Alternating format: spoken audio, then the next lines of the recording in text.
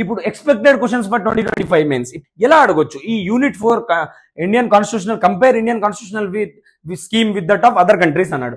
ఆ టాపిక్ లో క్వశ్చన్స్ ఎలా అడగొచ్చు? Compare the constitutional safe guards for freedom of speech and expression. ఓకేనా, ఈ ఆర్టికల్లో వస్తుందో తెలుసు అనుకుంటా మీకు. In India and the United states. ఓకేనా, న్యూస్ లో ఉందన్నమాట బాగా freedom of expression, speech and expression. Second, how do courts in both countries interpret reasonable restrictions ఉన్నాయి కదా ఫండమెంటల్ రైట్స్ లో. ఫండమెంటల్ రైట్స్ మనకు డైరెక్ట్ మనం సుప్రీంకోర్టుకి వెళ్ళొచ్చు, కానీ రీజనబుల్ రిస్ట్రిక్షన్స్ కూడా ఉన్నాయి కదా. అలా ఎలా వాళ్ళ జ్యుడిషియరీ ఎలా ఇంటర్ప్రిట్ చేస్తుంది, మన జ్యుడిషియరీ ఎలా ఇంటర్ప్రిట్ చేస్తుంది అని చెప్పి అలా అడగొచ్చు అనమాట. నెక్స్ట్ క్వశ్చన్ ఇది చాలా ఖచ్చితంగా అడిగే, నేను ఎక్స్పెక్ట్ చేస్తున్నానండి ఇది ఈ టర్మ్స్ లో, ఎందుకంటే చాలా రీజన్స్ ఉన్నాయి, చెప్తాను మీకు. Differentiate between the presidential system of USA with that of parliamentary system of India.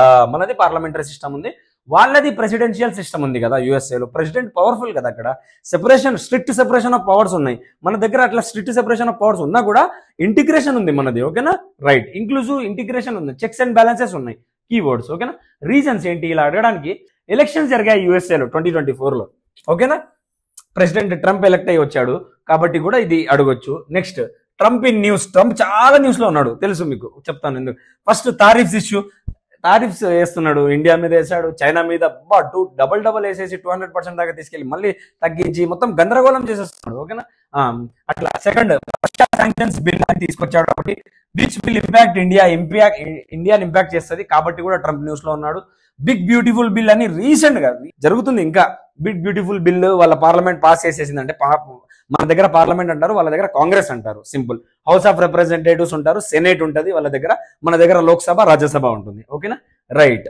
ఎలా రాస్తారంటే, the United States operates under a presidential system. Okay, presidential system, మనది parliamentary system, characterised by a clear separation of powers అని చెప్తాం. ఓకేనా, clear separation of powers ఉన్నాయి.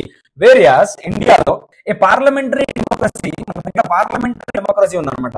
ఎగ్జాంప్లిఫైస్ a fusion of this branches, mixture of this branches అని చెప్పి చెప్తాము. ఓకేనా, right. ఇట్లా ఎగ్జాంప్లిఫైస్, ఫ్యూషన్, కొంచెం టర్మినాలజీ కొంచెం రాస్తే బాగుంటది, రాకపోయినా ఆ టైంలో గుర్తు రాకపోయినా no problem. Next, understanding these differences is crucial. ఎందుకంటే డిఫరెన్సెస్ చెప్పండి అని చెప్పినప్పుడు ఇలా ఇంట్రడక్షన్ ఒక 2 పార్ట్స్ లో డివైడ్ చేసి రాస్తే చాలా బాగుంటది అనమాట. ఇట్లా కనెక్షన్ ఉంటుంది, కనెక్షన్ బిల్డ్ అవుతుంది. To appreciating the unique political landscapes and functional dynamics of these 2 large democracies. ఇవి 2 లార్జ్ డెమోక్రసీస్ కదా.